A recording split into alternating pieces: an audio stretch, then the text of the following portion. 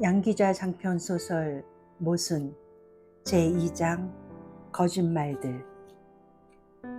가난한 삶이란 말하자면 우리들 생활의 절박한 포주 외엔 어떤 것도 허락하지 않는 삶이란 뜻이다. 유달리도 버스가 오지 않았다. 오지 않는 버스를 기다리는데 문득 이마에 빗방울이 닿았다. 그리고 곧바로 볼에도 콧잔등에도 1초 간격으로 빗방울이 떨어졌다. 뒤를 돌아보니 처마를 길게 뺀 상점들이 있었다. 망설이지 않고 처마 밑으로 비를 피했다. 느닷없는 비를 만난 다른 사람들도 다 그렇게 했다. 그때까지 내가 잘못한 일은 하나도 없었다. 그러나 내게 처마를 빌려준 가게가 바로 꽃집이었다. 게다가 내 주머니에는 1시간 전에 사장에게서 받은 약소한 월급이 들어있었다. 장미꽃쯤이야 라고 나는 생각했다. 오늘이 그 유명한 4월 1일 만우절이라는 사실을 상기하고 한 일은 아니었다. 월급을 받은 날 장미꽃 한 다발쯤 산다고 해서 세상이 잘못된 일은 하나도 없었다. 그래서 나는 꽃을 샀다. 하필이면 그 유명한 4월 1일 만우절 오후 7시 15분에. 그 다음에도 내 잘못은 없었다. 역천돈 집으로 가는 버스는 언제 올지 알 수가 없었고 빗줄기는 점점 기세를 더해가는데 손님 없는 택시 한 대가 얄궂게도 내 앞에서 멎더니 택시기사가 내려 가게에서 총총 담배 한 갑을 사고 다시 차에 올랐다. 볼일을 마친 택시가 바로 떠나주었더라도 아무 일이 없었을 것을 기사는 아주 느린 동작으로 담뱃값에 금색 띠를 풀고 역시 아주 느린 동작으로 윗부분 은박지를 느릿느릿 개봉하고 다음엔 아주 천천히 담배 한 개피를 꺼냈다. 그러고도 라이터를 찾는데 1분, 불을 붙이고 창문을 여는데 1분. 나는 기어이 그 택시의 뒷문을 열고 올라타 버렸다. 내 주머니에는 아직도 약소한 월급이 아주 많이 남아 있었다. 청담동 그랬다. 나는 역천동이라고 말하지 않고 청담동이라고 말했다.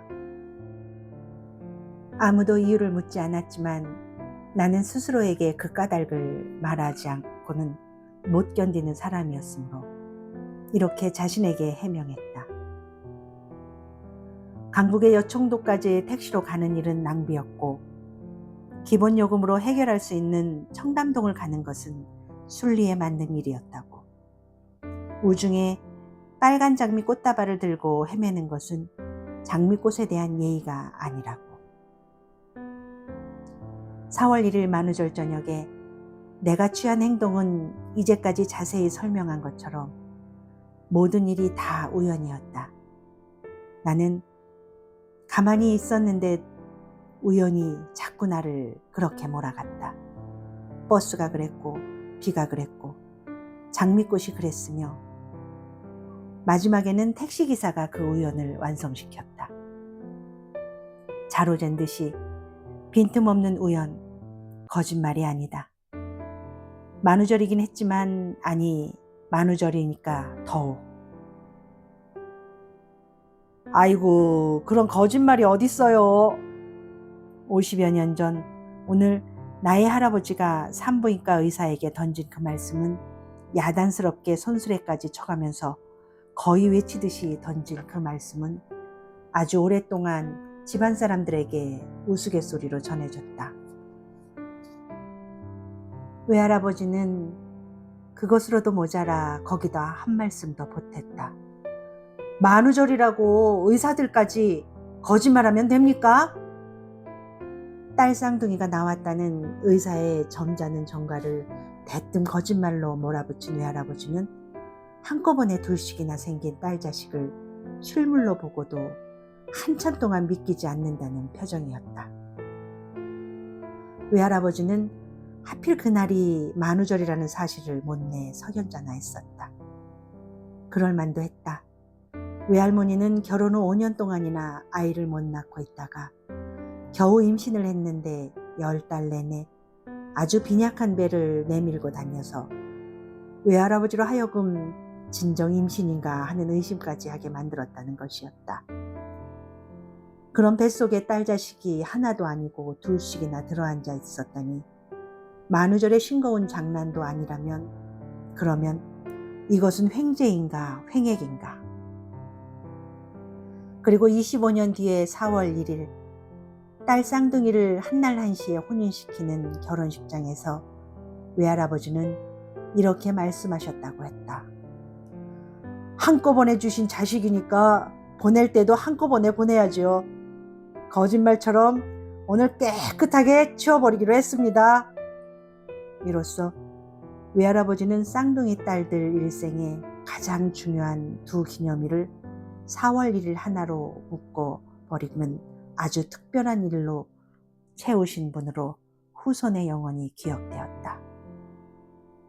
그리고 오늘 또 하나의 4월 1일, 나는 엉뚱하게도 청담동 이모집 대문 앞에 서 있다. 주홍빛 외등이 화사하게 대문 앞을 밝히고 있는 여기, 나는 잠시 망설인다. 평소에 나는 이런 식으로 아무 이유나 붙여서 이모집을 스스럼 없이 드나드는 만만한 조카가 아니었다. 나를 좋아하는 이모가 몇 번씩 전화를 하면 마지못한 듯이 달려오기는 했지만 이처럼 엉뚱하게는 결코 아니었다. 게다가 오늘 같은 날은 더욱 여기에 올 일이 아니었다. 오늘은 이모에게 아주 특별한 날이었다.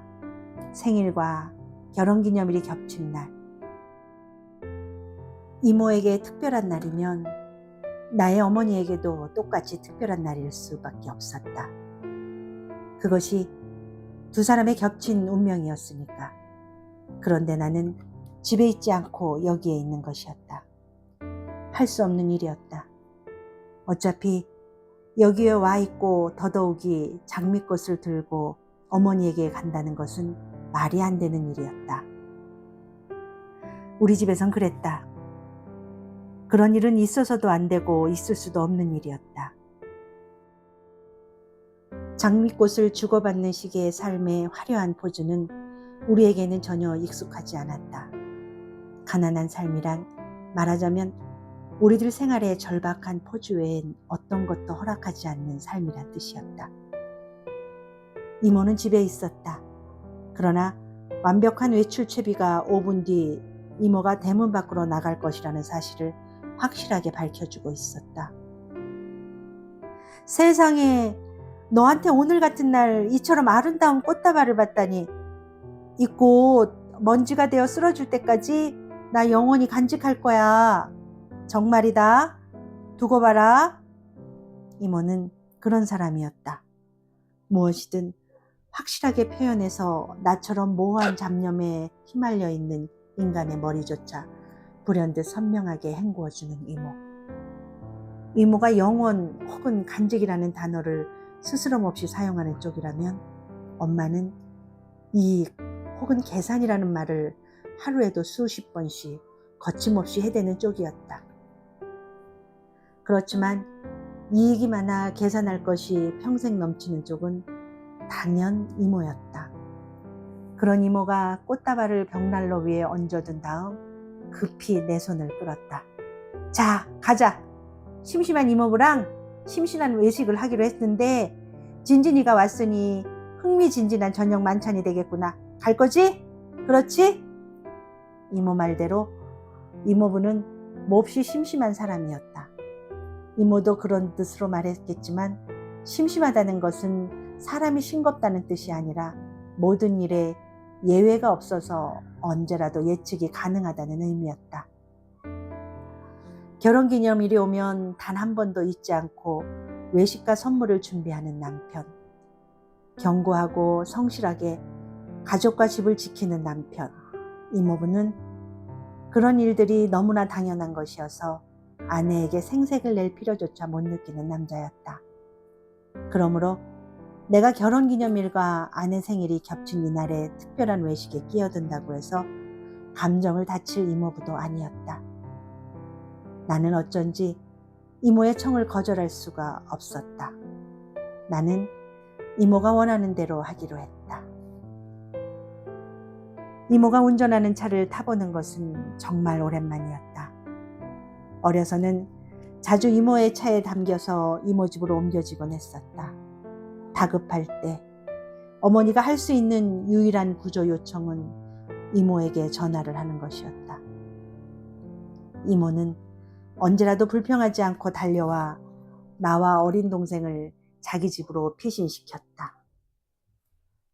아버지의 술주정이 시작되면 어머니는 전화부터 했고 우리는 곧장 대문간에 나와서서 이모가 도착하기를 기다리곤 했었는데 그때의 일들을 이모는 기억하고 있을까? 그럼 사실은 말이야, 내 운전 실력이 바로 너희들 때문에 부쩍부쩍 늘었다는 것 아니니? 속도 위반, 신호 위반하는 것도 다 그때 배웠단다. 너희 집 아니면 내가 뭐에 그리 급하게 달려갈 일이 있겠니? 그때는 말이야, 삐요삐요 하는 구급등 있잖아.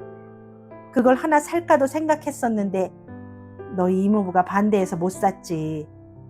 그걸 자동차 지붕 위에 얹고 달려보면 되게 재밌었을 것 같았던데 말이야. 이모는 아직도 구급등을 얹어놓고 달려보지 못한 것이 못내 섭섭하다는 표정이다. 어머니나 나에게는 수치스러운 기억이 이모에게는 재미있는 추억으로 남아있다는 것. 그러나 그것만이 다였을까? 그걸 모를 이모가 아니었다. 진진이 너 그런 일은 그냥 잊어버려. 아니면 나처럼 재미있었던 모험담 정도로만 생각하거나 안 그래도 지루한 세상 그땐 무지무지 아슬아슬했었는데 하면서 말이야. 이모는 지금 지루한가? 나는 문득 이모의 옆 얼굴을 쳐다본다. 엄마보다 적어도 10살은 젊어 보이는 이모. 그렇게나 똑같아서 부모도 다 자랄 때까지 구별하기 어려웠다는 두 사람은 이젠 따로 설명이 있지 않는 한 쌍둥이인 줄 알기가 어렵다. 그저 많이 닮은 언니거나 동생이라고들 생각한다. 물론 어머니 쪽이 언니다. 가난한 세월은 이모보다 겨우 10분 먼저 나온 어머니를 이제는 이모보다 좋기 10년은 먼저 태어난 언니로 만들어 놓았다. 외식을 하기로 한 장소는 이모네 수준에 맞게 호텔의 정통 프랑스식 식당이었다. 딱히 먹고 싶은 것도 없어서 어디로 갈까 많이 망설이다 정한 곳이라는 이모부의 부연 설명이 있었다.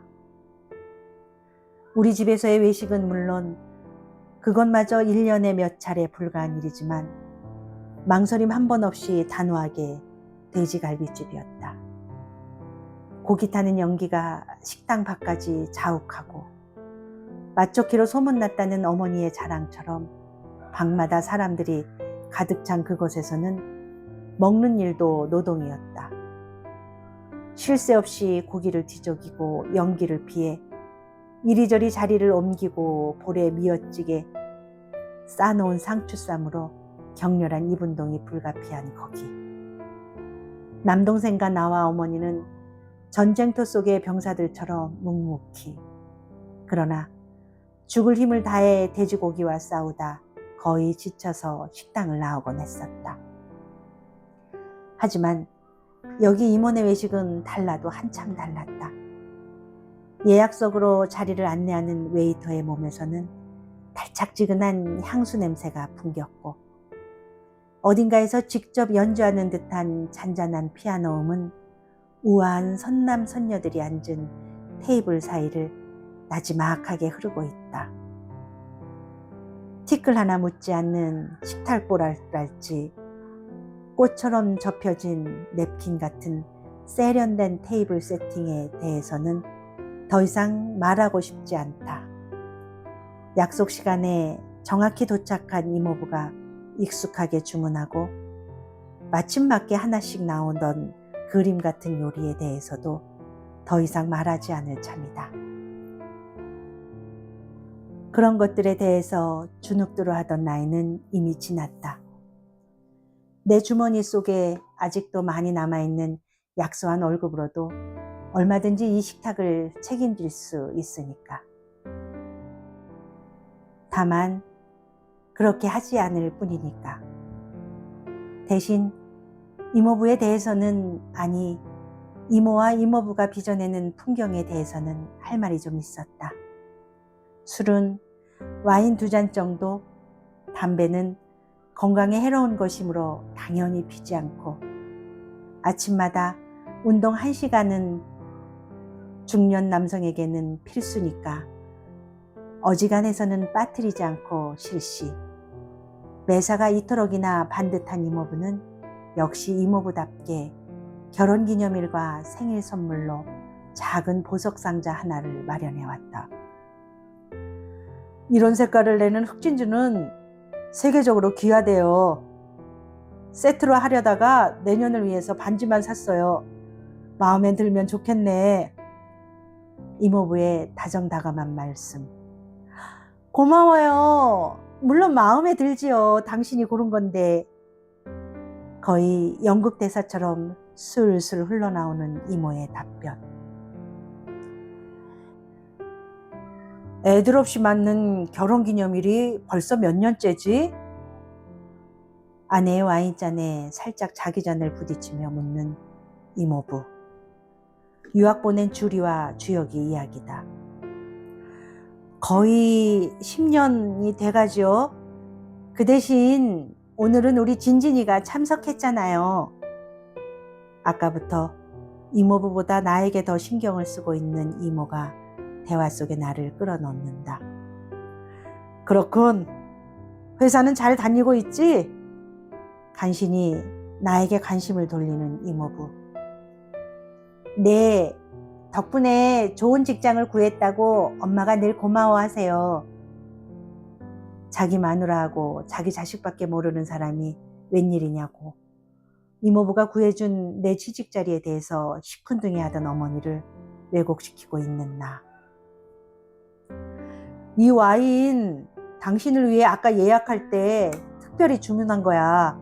한 잔 더 하지 그래. 다시 관심을 이모에게로 돌려버리는 이모부. 진진이가 장미꽃을 들고 왔어요. 얘가 그래도 속이 깊어요. 자식들 멀리 떨궈 놓고 지 이모 외롭겠다 생각한 거죠. 화제가 내게서 벗어난 것을 만회해 보려는 이모의 안간힘. 고맙군. 의례적인 인사를 가장 의례적으로 할 줄 아는 이모부의 저 전통적인 매너. 그때 나는 이모가 와인잔 속에 입술을 숨기며 나지막하게 한숨을 쉬고 있는 것을 발견했다. 아직도 요리는 전만부. 이모의 말대로 나는 정말 심심해진다. 이모도 심심하다는 얼굴이다. 심심하지 않는 사람은 심심한 이모부뿐이었다. 이모부는 꽤 유명한 건축사 사무소를 열고 있는 건축가다.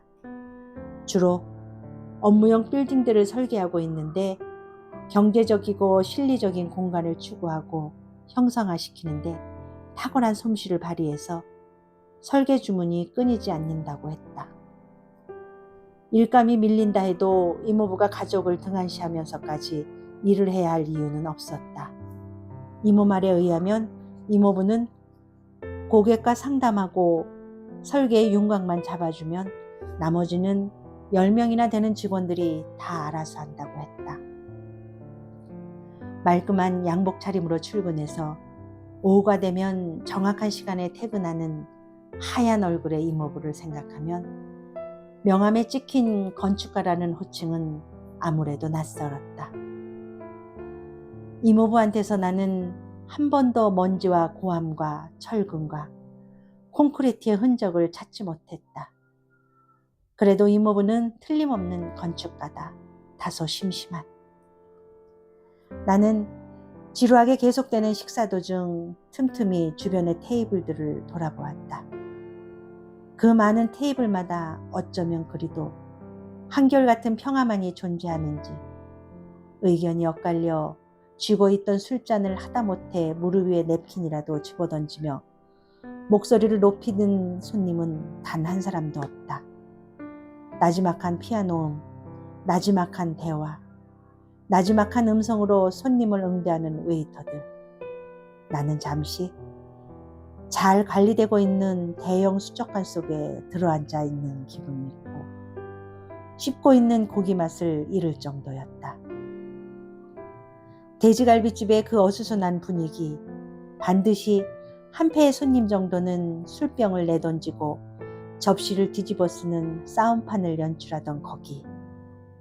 고기를 더 시키려면 있는 대로 고함을 질려야 함이 너무도 당연하던 거기에는 비록 전쟁터 같긴 했어도 지루하지는 않았다. 하긴 포탄이 터지고 총알이 슉슉 나는 전쟁터에서는 누구라도 결코 지루할 수 없는 법이다. 여기 아이스크림은 정말 맛있어. 당신도 그렇다고 생각하죠? 이모부는 후식으로 나온 아이스크림을 정말 맛있게 먹는다. 동네 구멍가게의 아이스크림에 익숙해 있는 내 입맛에는 썩 내키지 않는 맛이지만 이모부가 동의를 구한 쪽은 이모였기에 나는 가만히 있는다. 그래요, 아주 맛있어요. 이모는 언제라도 이모부의 질문에 기다렸다는 듯이 즉각 대답을 해준다. 그것도 이모부가 원하는 정답만을. 아이스크림 하나 더 부탁할까요? 이모의 제안에 이모부 역시도 얼른 정답을 말한다. 됐어요. 하나 이상은 건강에 좋지 않아. 이모부의 대답에 이모 표정이 잠깐 흔들린다. 이모는 이런 식의 정답을 좋아하지 않는다. 나는 그것을 알고 있다. 아이스크림이 담긴 접시에 스푼을 내려놓으며 이모는 또 한숨을 삼키는 것처럼 보였다. 문득 초등학교 5학년 때 일이 생각났다. 문제아로 취급받기 시작한 것은 중학생이 되고서부터였지. 초등학교 시절에 나는 그럭저럭 모범생 흉내는 낼 정도였다. 5학년이던 그해 5월, 스승의 날을 앞두고 나는 고민에 빠졌다. 선생님께서 스승의 날 행사 중 하나인 학부모 일일 교사 수업을 나의 어머니에게 부탁한 것이었다. 가정환경조사에 어머니의 직업을 사업이라고 쓴 것이 화근이었다. 사업이라니. 당시 어머니는 시장 바닥에서 싸구려 양말을 팔고 있었다. 일일 교사를 맡을 학부모는 한 학급에 2명씩이었다. 내 어머니 말고 또 한 사람의 일일 교사를 맡을 친구의 아버지는 인류대학의 유명한 교수였다. 이건 아무리 생각해도 말이 안 되는 일이었다. 교무실에 쫓아가 몇 가지 궁색한 이불을 대보았지만 선생님은 마땅한 학부모가 없다고 자신이 직접 어머니에게 전화를 해보겠다고 하는 것이었다. 어머니에게 선생님이 전화를? 어린 나는 화들짝 놀라며 급히 외쳤다. 아니에요. 걱정 마세요. 꼭 오시라고 할게요. 꼭요. 그해 5월의 스승의 날, 5학년 3반 학부모 특별 수업을 맡은 일일 교사 중에 한 사람은 나 안진진의 어머니였다. 날렵한 비둘기색 투피스, 세련된 화장과 머리 스타일, 환한 웃음을 머금고 교실에 나타난 어머니를 보고 아이들은 일제히 소리를 질렀다. 우와! 그 고함은 어여쁜 처녀 교생 선생님이나 나타나야 발생하는 일종의 탄성이었다. 그만큼 나 안진진의 어머니는 히트였다. 아직도 그 애들은 모르는 일이지만 그해 5월 히트인 엄마는 어머니가 아니고 이모였다. 어린 나는 머리를 쥐어짜다 쌍둥이 이모를 떠올렸고 이모는 하루 동안 안진진의 엄마 노릇을 하는 일에 대해 무지무지하게 재밌어했다. 그날 이모가 학교에서 안진진의 어머니로 일일 교사를 하고 있는 동안에도 어머니는 아무것도 모른 채 시장에서 양말을 팔고 있었다. 전날 저녁 스승의 날 선물이라면서 나와 동생의 담임 선생님 목으로 양말 2켤레씩을 포장해서 내놓은 것이 학부모로서 어머니가 할 수 있는 최선이었다. 그리고 한 가지 더 고백하자면 나는 그 양말조차 선생님에게 가져다 주지 않았다. 그 대신 이모가 멋진 크리스털 화병을 선생님에게 드렸다. 그때 이모가 했던 말을 나는 아직도 기억하고 있다. 보라색 라이락을 한 무더기 꽂으면 예쁠 것 같아서 사봤어요. 받아주세요. 어쩌면 저렇게 말을 할 수 있을까? 어머니라면 비싼 크리스털 화병을 사지도 않았겠지만 샀다 하더라도 저런 말을 할 줄은 모를 것이라고 나는 생각했다. 그해 5월 이모는 멋들어지게 안진진의 체면을 세워주고 돌아갔다. 다음 날부터 내 어깨에 잔뜩 힘이 들어갔을 것임은 더 말할 나위도 없는 일이었다. 이모가 그때 일을 기억하고 있는지 나는 알 수 없다. 그 후 우리는 그 일에 관해서 한 번도 이야기를 나누어 본 적이 없었다. 나는 이모가 그의 일을 하루속히 잊어버릴 수 있도록 그 뒤 가급적 이모와의 만남을 피하곤 했었다. 그것에 대해 어머니가 알게 될까봐 나는 두려웠다. 어머니가 받을 상처를 염려했다기보다 내가 한 일에 대해 변명할 수 있는 말을 찾아내지 못해서였다. 잘못했다고, 내가 정말 나빴다고 흑흑 흐느껴 울면서 엄마가 내 엄마인 것이 부끄러웠다고 비수 같은 진실을 토로하는 어리석음은 결코 범하고 싶지 않았다. 내가 그의 5월의 일을 생각하고 있는 사이에 이모부는 디저트로 나온 아이스크림 접시를 말끔하게 비우고 냅킨으로 입술을 닦고 있었다. 이모는 여전히 고개를 숙인 채 이미 녹아가는 아이스크림을 장난처럼 먹고 있었다. 누가 그랬다. 결혼은 디저트보다 스프촉이 더 맛있는 정찬이라고. 나는 27년 전에 결혼을 기념하는 부부 옆에서 실없이 그런 생각이나 하고 있었다. 바로 그때 나는 입구의 계산대 옆에 서 있는 한 남자를 보았다. 선남 선녀들만 모였다고 생각했는데 헐렁한 스웨터 차림에 흐트러진 긴 머리에 모양이야 세련되어 있어도 구김살만은 숨길 수 없는 면바지를 입은 남자도 이런 곳에서 밥을 먹었어까지 머릿속에 사념이 흘러가다 나는 그만 앗 하고 소리를 내뱉으며 깜짝 놀라고 말았다. 앞머리를 쓸어넘기며 무심코 이쪽으로 돌린 그 얼굴, 세상에 틀림없는 김장우였다. 그리고 나와 동시에 그도 내가 바로 안진진이라는 사실을 확인한 모양이었다. 눈을 한번 크게 뜨더니 활짝 웃으며 언제나의 버릇처럼 오른손을 번쩍 지켜드는 김장우. 내가 갈까 아니면 내가 잠시 올래 하는 신호로 지켜든 오른손을 가슴팍에 대었다. 때는 김장우. 시간이 없었다. 당장이라도 성큼성큼 그가 이 자리로 올 수도 있었다.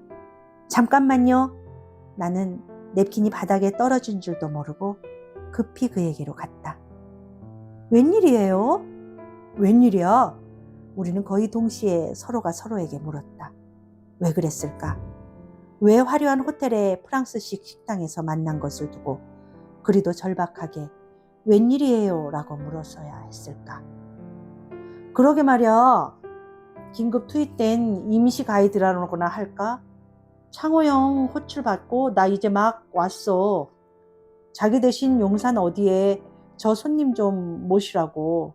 엊그제 파리에서 20년 만에 귀국했대. 김장우는 저만큼 앞에서 기다리고 있는 중년의 신사를 눈짓으로 가리켰다. 회색 바바리 코트가 이방인다웠다. 조그만 여행사를 꾸려가는 형을 위해 김장우는 이런 식으로 가끔씩 급한 일손을 거들고 있었다. 그렇다면 이제는 나를 설명해야 할 차례였다. 그가 물었다. 저분 어머니 맞지? 나는 안진진 엄마예요 하고 아주 크게 쓰여 있는 걸? 아니 이모예요 라고 말하는 줄 알았더니 맹세코 내 입술이 이렇게 말하고 있는 줄은 알았는데 소리가 되어 나온 내 대답은 다음과 같은 것이었다. 그것도 전혀 거침없이 아주 자연스럽게. 우리 어머니하고 이모부에게 식사 대접할 일이 있어서요. 참 얼른 가봐요. 손님이 기다리고 있어요. 그래, 인사는 나중에 정식으로 하기로 하고 전화할게. 안녕. 그는 멀리 있는 이모를 의미심장한 눈길로 한 번 더 바라보다 회색 바바리에게로 떠났다. 영문을 모르는 이모는 허리를 꼿꼿이 세우고 우리 쪽을 뚫어지게 바라보고 있었다. 이모가 뚫어지게 바라보고 있었던 스웨터 차림의 남자는 그는 내가 결혼을 생각하고 있는 2명의 남자 중 한 사람이었다. 그리고 나는 초등학교 5학년 때와 똑같은 거짓말을 어쩌면 결혼할지도 모를 남자에게 느닷없이 자신도 모르는 사이에 던져버리고 말았다.